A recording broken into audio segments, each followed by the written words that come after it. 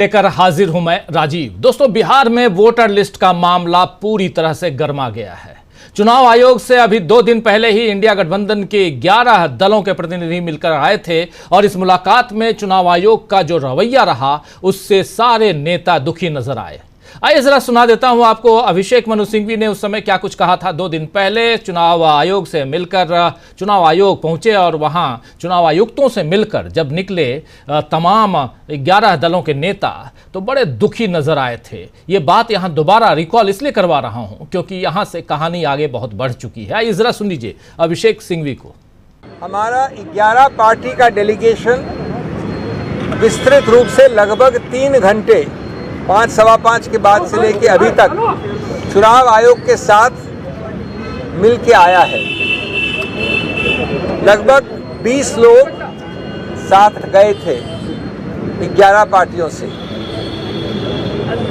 पहले जो मुख्य मुद्दा था उस मुद्दे को पहुंचने से पहले एक उससे संबंधित मुद्दे के बारे में आपको बताना चाहता हूं जो दुर्भाग्यपूर्ण है, लेकिन वो उठा था, हमने उस पर भी पक्ष रखा। वो ये है कि पहली बार हमारे को कुछ नियम बताए गए अंदर जाने के लिए। पहली बार कहा गया कि सिर्फ जो पार्टियां हैं उनके अध्यक्ष या उनके हेड जा सकते हैं। ये संभव नहीं है, ये प्रैक्टिकल नहीं है, ये कभी पहले नहीं हुआ। हम लोग सब लगभग 20 वर्ष से, मैं खुद कई डेलीगेशंस लेके आया हूँ, ऐसा प्रतिबंध लगाना मतलब ये होगा कि जो वार्तालाप आवश्यक है गणतंत्र में राजनीतिक पार्टियों और उनके रिप्रेजेंटेटिव्स और चुनाव आयोग के बीच वो हो ही नहीं सकता। दूसरा, हम लोग सब सूची देकर, नाम देकर जाते हैं। कोई ऐसा व्यक्ति जो किसी रूप से अधिकार क्षेत्र नहीं रखता है जाने का, वो नहीं जाता है अंदर। इसलिए इस प्रकार से बाध्य करना कि हर पार्टी का सिर्फ 2 व्यक्ति अलाउ होगा। आज आप देखें, बड़ा दुर्भाग्य है कि 11 पार्टी हैं तो अगर 2 लोगों का नियम भी देखा जाए तो 22 लोग अंदर जाने चाहिए। हम लोग 18 थे, फिर भी हमारे सब काबिल मित्र, हमारे वरिष्ठ नेता 3-4 लोग 3 घंटे से बाहर बैठे हैं, क्योंकि कांग्रेस पार्टी के जयराम रमेश, पवन खेड़ा और लोग भी बाहर थे, अखिलेश जी बाहर थे, क्योंकि कहा कि यद्यपि 22 से कम है सामूहिक नंबर तो भी।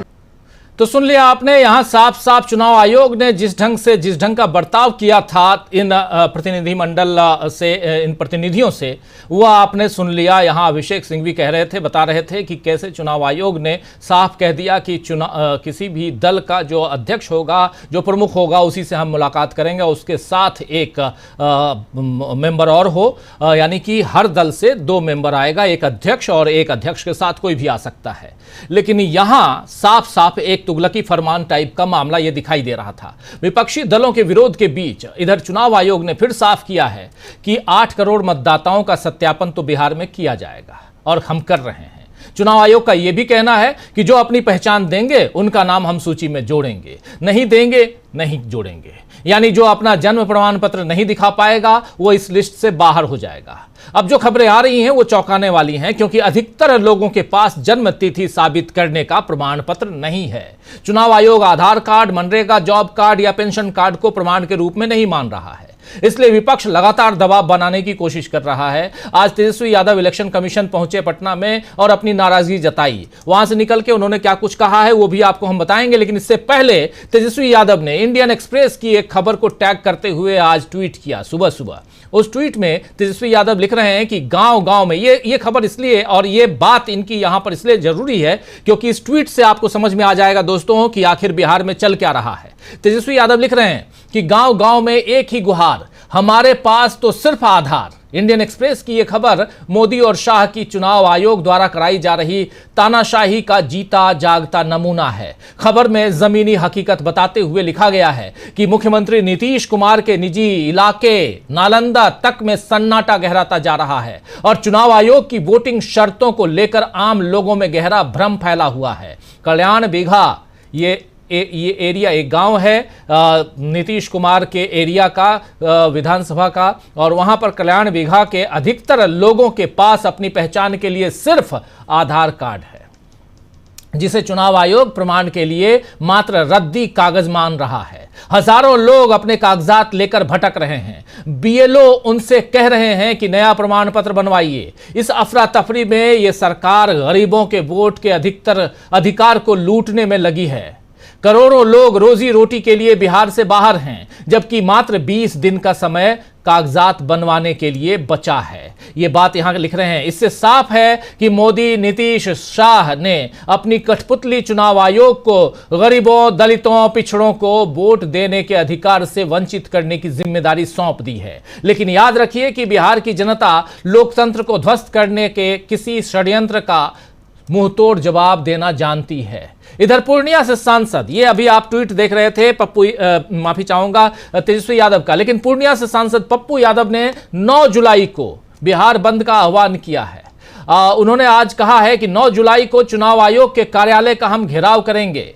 इसके साथ ही सोशल मीडिया पर लोगों से की गई अपील में पप्पू यादव ने कहा है कि बिहार के सभी युवाओं, दलित, अति पिछड़े, अल्पसंख्यक और सभी समाज के लोगों से विनम्र आग्रह है कि बीएलओ, जी हां, बूथ लेवल ऑफिसर जो है, बीएलओ भी अपने भाई बहन हैं। वो हमें फोन कर बता रहे हैं कि वो भी सरकार के भीषण दबाव में हैं, प्रेशर में हैं। मतदाता पुनरीक्षण के लिए उन्हें प्रताड़ित किया जा रहा है। वो गांव घर आए तो उन्हें प्रेम से कोई काम न करने दें, उन्हें आराम से चाय पानी दें, बिठा लें, कोई फॉर्म भरने न दें, न फॉर्म बांटने दें, उनके सारे फॉर्म को अग्नि को समर्पित कर दें, उनसे कोई दुर्व्यवहार न करें। वो हमारे अपने ही हैं। वो फिरंगियों के मानस पुत्र सरकार की गुलामी की मानसिकता के शिकार हैं। उन्हें भी इस जुल्मी सरकार के जुल्म से आजाद कराना होगा। पप्पू यादव ने इस पूरे मुद्दे पर एक प्रेस कॉन्फ्रेंस भी की है आज, और उस प्रेस कॉन्फ्रेंस में उन्होंने कहा है कि 9 जुलाई को हम पूरा बिहार बंद करेंगे, हम चुनाव आयोग के कार्यालय को घेरेंगे, हम आज हाई कोर्ट जा रहे हैं, मामला दायर करेंगे, हम इस पूरी लड़ाई में कांग्रेस का साथ देंगे, हम कांग्रेस के साथ हैं। आइए जरा सुन लीजिए पप्पू यादव को। जो 2025 में इन्होंने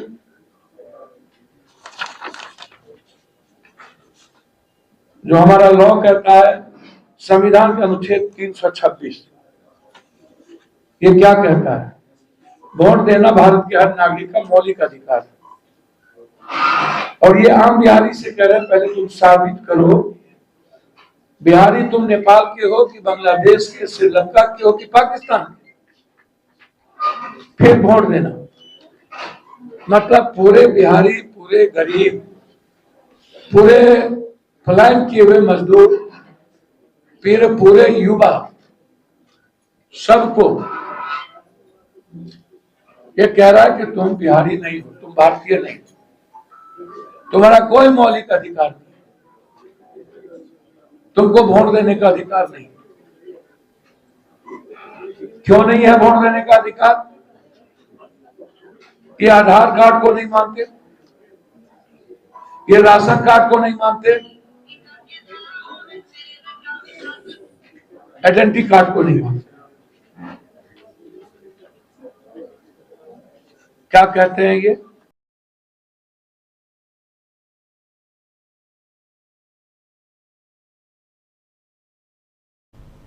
तो सुन रहे थे आप, यहां पर साफ साफ पप्पू यादव कह रहे हैं कि आधार कार्ड को नहीं मानते, आइडेंटिटी कार्ड को नहीं मानते, वोटर आईडी कार्ड को जो पुराना है वो नहीं मानते, और बिहारियों से कह रहे हैं कि चुनाव आयोग कह रहा है कि आप अपना प्रमाण पत्र दो, यानी कि आप इस देश के नागरिक हैं, ये बताइए। ये कह रहा है चुनाव आयोग, और ये बात यहां रख रहे हैं पप्पू यादव। आप जानते हैं चुनाव आयोग ये प्रक्रिया केवल बिहार में नहीं बल्कि अगले साल होने वाले कई राज्यों में जो चुनाव होने हैं उसमें भी लागू करेगा। इसमें असम है, तमिलनाडु है, केरल है, पश्चिम बंगाल और पुदुचेरी शामिल हैं, यानी कुल 6 राज्य। एक राज्य यहां बिहार चल रहा है और 5 राज्यों में भी और होना है। इसके साथ साथ पूरे देश में चुनाव आयोग का कहना है कि वो ये प्रक्रिया पहली बार नहीं अपना रहा है। लेकिन सबसे बड़ा सवाल है कि क्या पहले भी चुनाव आयोग इसी तरह देश की जनता से नागरिकता साबित करने को कहता आया है, या इस बार इस तरह की प्रक्रिया पहली बार हो रही है?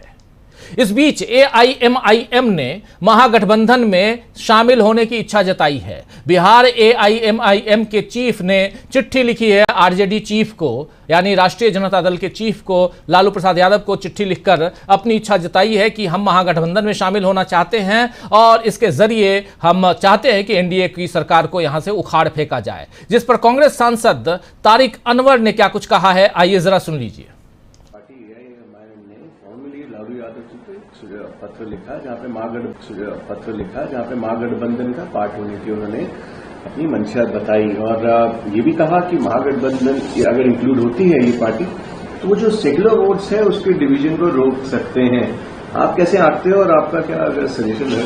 देखिए, मेरे ख्याल में कोई इस तरह का विचार इंडिया गठबंधन में नहीं है कि ओवैसी जी को लेना है कि नहीं लेना है। इस पर किसी तरह की कोई सोच नहीं हो रही और मैं समझता हूं कि कोई भी फैसला होगा तो जो इंडिया गठबंधन है वो सामूहिक रूप से फैसला लेगा, कोई एक व्यक्ति या कोई एक पार्टी इसका फैसला नहीं लेगी। तो इंडिया गठबंधन सामूहिक रूप से यह फैसला लेगा कि उनको रखना है या नहीं रखना, यानी AIMIM को इंडिया गठबंधन का हिस्सा बनाना है या नहीं बनाना है। इस मसले पर कई नेताओं की प्रतिक्रिया आ रही है और वो प्रतिक्रियाएं AIMIM के पक्ष में नहीं आ रही हैं, क्योंकि AIMIM यानी असदुद्दीन ओवैसी की जो पार्टी है उसको बिहार के लोग और बिहार में जो महागठबंधन है वो बीजेपी की बी टीम के रूप में 2020 से मानने लगी है, क्योंकि यहीं से शुरुआत हुई थी असदुद्दीन ओवैसी की जो वहां पर महागठबंधन की सरकार नहीं बन पाई थी। उसमें एक बड़ा रोल इनका भी था क्योंकि मुसलमानों के वोटों को इन्होंने खूब काटा था। लेकिन महागठबंधन में ये शामिल होंगे कि नहीं होंगे ये तो आने वाला वक्त बताएगा। लेकिन चुनाव आयोग के फरमान के खिलाफ मोर्चा खोले हुए जो विपक्षी दल हैं, जो उनका कुनबा अभी और बढ़ेगा ये भी तय है। इस बीच चुनाव आयोग पहुंचे थे तेजस्वी यादव और तेजस्वी यादव ने चुनाव आयोग पहुंचकर जो बातें की हैं उसके बाद मीडिया से चर्चा की। आइए जरा सुन लीजिए मीडिया से चर्चा करते हुए तेजस्वी यादव कह क्या रहे हैं पटना में। हम लोगों की चिंता है कि वोटर्स के नाम जो है हटाए जाएंगे, वोटर लिस्ट से हटाए जाएंगे, फिर राशन के लिस्ट से हटाए जाएंगे, फिर पेंशन के लिस्ट से हटाए जाएंगे। हम सब लोगों ने कई बातों को, प्रश्न को इलेक्शन कमीशन से साझा किया है। जो प्रश्न हमने आप सब लोगों के समक्ष प्रेस कॉन्फ्रेंस में रखा है, हमको लगता है कि 25 दिन में, अभी भी देखिए बारिश हो रहा है, कई जगह नदी का लेवल बढ़ रहा है, मानसून है, टाइमिंग को लेके हम लोगों ने सवाल उठाए हैं कि एकदम 25 दिन में ये पॉसिबल है ही नहीं कि 8 करोड़ वोटर्स लोगों को जो है जो फिर से जो वोटर लिस्ट बनाने की तैयारी हो रही है, पॉसिबल नहीं है। दूसरा, जो 4 से 5 करोड़ बिहारी जो बाहर रहते हैं उनके लिए आप क्या कीजिएगा? अगर वो आना भी चाहे अपना टिकट कटा करके तो अपना पैसा लगाएंगे, सरकार तो देगी नहीं। टिकट कंफर्म होगा रेलवे का? क्या क्षमता है इंडियन रेलवे के पास कि 4 से 5 करोड़ जो मतदाता है उसको बिहार लाने की व्यवस्था कर पाए? ये बड़ा सवाल।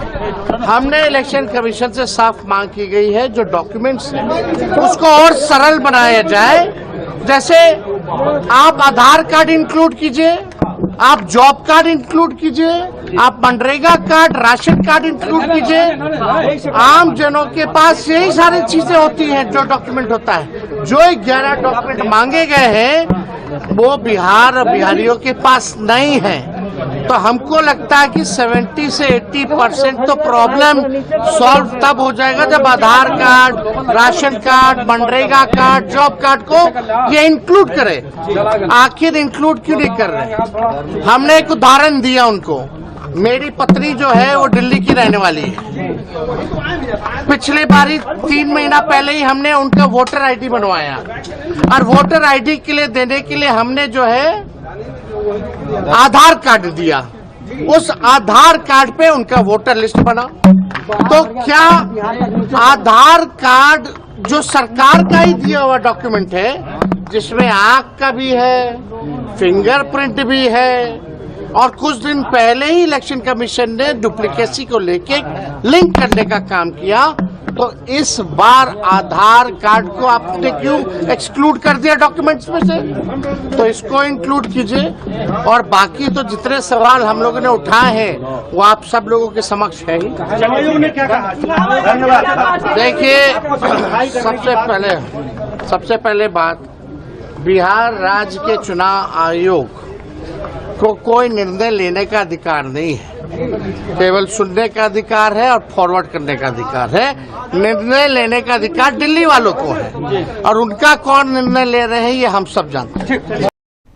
तो सुन रहे थे आप तमाम बातें यहां अपनी रखते हुए तेजस्वी यादव, और कह रहे हैं कि आप मेरा ही देखिए, मेरी पत्नी 3 महीने पहले वो वोटर बनी है और अब और जिस आधार पर वोटर बनी है अब वो उस आधार वो नहीं रहेगा। और सबसे बड़ी बात कि ये मामला वोटर आईडी कार्ड का नहीं है दोस्तों, ये मामला आपकी पहचान का है, आपकी नागरिकता का है। यहां चुनाव आयोग आपकी नागरिकता खोज रहा है। अगर आप भारत के नागरिक हैं तभी आप वोटर बन सकते हैं, लेकिन आपको साबित करना होगा कि आप भारत के नागरिक हैं।